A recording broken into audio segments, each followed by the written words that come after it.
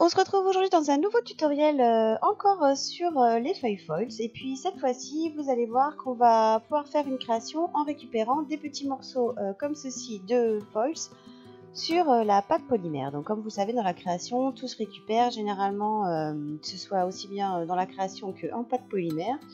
Donc là, je viens récupérer du reste d'un test que j'ai fait, que vous allez voir donc dans un prochain tutoriel, des petits morceaux de foils comme ça que j'avais donc sur un petit bout de papier que j'avais découpé, et puis je vais venir comme ceci les déposer aléatoirement sur la pâte polymère. Donc là je m'aide d'un petit outil pour venir appliquer le foils sur la pâte, mais vous pouvez très bien l'appliquer au doigt. Et puis je vous rappelle que pour faire marquer donc l'effet foils sur la pâte polymère, vous venez appuyer comme ceci la feuille que vous avez déposée sur la pâte, et puis vous venez retirer la feuille d'un coup sec. Et puis comme ça, vous avez tout l'effet cuivre qui vient se déposer sur la pâte. Donc là, je récupère un petit peu tous les morceaux que je peux. Je mets ça aléatoirement donc sur ma pâte.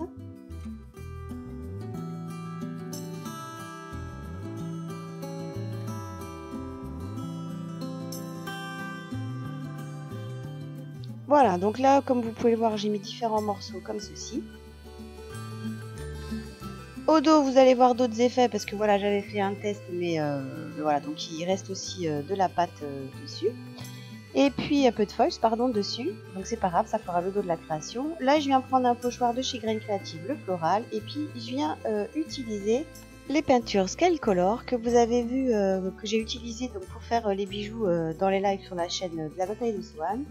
Et puis dont je vous avais parlé aussi sur mon blog, si vous voulez savoir, sur une commande que j'avais réalisée le mois dernier sur le site Green Stuff World.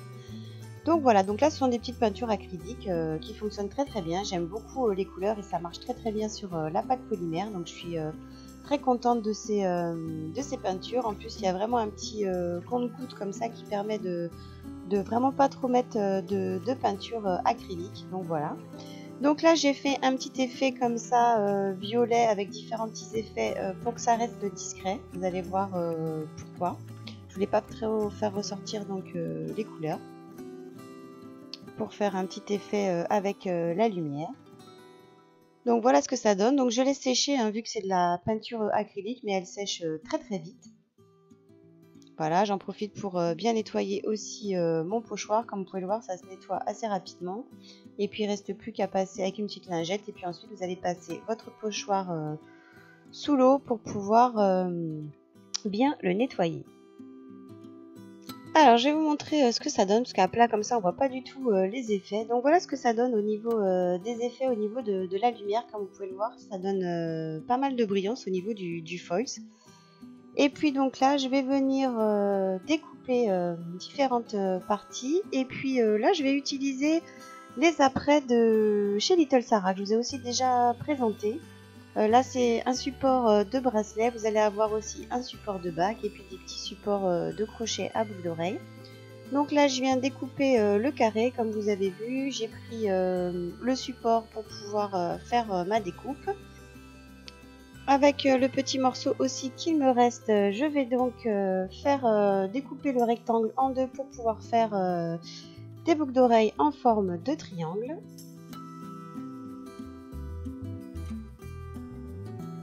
Voilà ce que ça va donner par la suite, mais vous verrez à la fin de la vidéo ce que ça donne une fois cuit.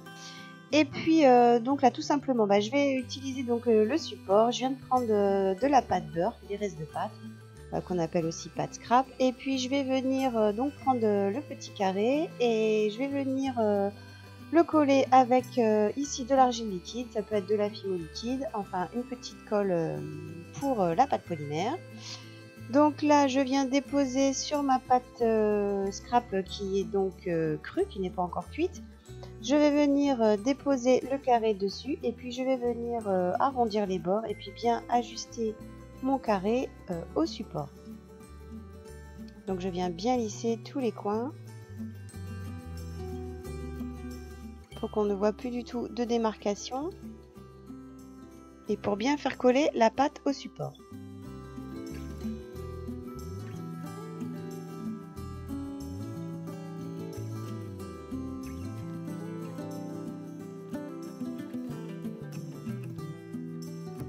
Je vais venir faire la même chose avec le support de bague plateau.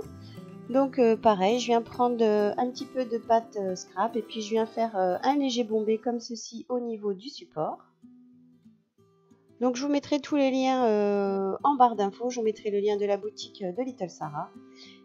Pareil, je remets un petit peu de bonding, un petit peu de colle.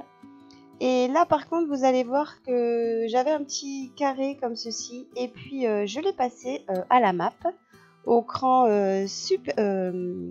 au cran supérieur, mais pour vous tout dépend de votre machine à pâte, donc au cran un peu plus fin. Donc je l'ai passé 2 fois à la machine à pâte pour l'affiner.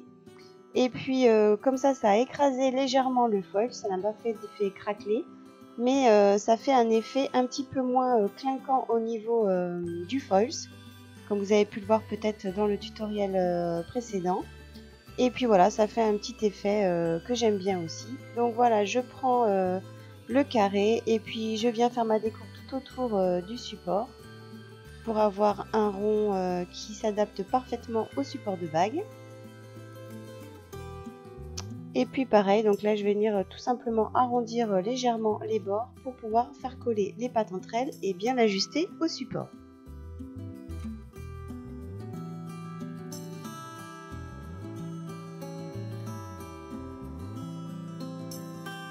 Voilà, donc comme vous pouvez le voir, avec des apprêts comme ça, c'est assez rapide et assez facile de réaliser des bijoux en pâte polymère. Là, on va venir les passer en cuisson. Donc voilà ce que ça donne juste avant la cuisson. Là, on va donc passer les 2 supports plus les 2 petits triangles qui finiront en boucle d'oreille, donc en cuisson. Donc voilà ce que ça donne une fois donc cuit et puis une fois monté.